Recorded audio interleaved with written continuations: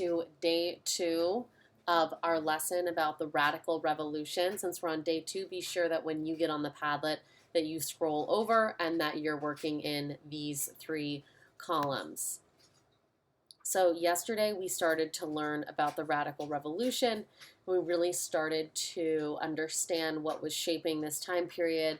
A lot of people were being executed. There was a great deal of violence, and there was a great deal of concern about there being enemies inside of France and outside of France, which we're going to look at even more today.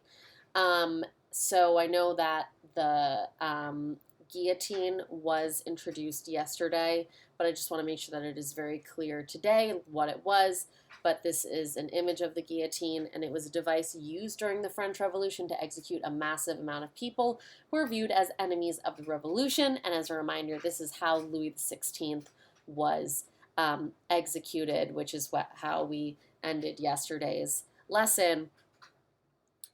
And before we go into today's lesson, I do want to just have us go back and think again about the goals of the revolution, which we learned those goals like Monday, Tuesday, and Wednesday of this week through the different documents that we looked at, starting with the idea of the people wanting to abolish the monarchy, the National Assembly or the Third Estate wanting to abolish the monarchy. Another goal was to have a new national constitution. And then a really important part of that constitution is that there were actual rights. So I want you to think about the fact that the people wanted a constitution that protects the ideas in the Declaration of the Rights of Man and the Citizen. So please keep that in mind as we go through today's lesson, because at the end of today's pod, you are going to have to decide whether or not this stage of the revolution, any of the goals or any of the original issues were resolved. So, keep that at the forefront of your mind. You're welcome to go back and look at previous Padlets, so on and so forth.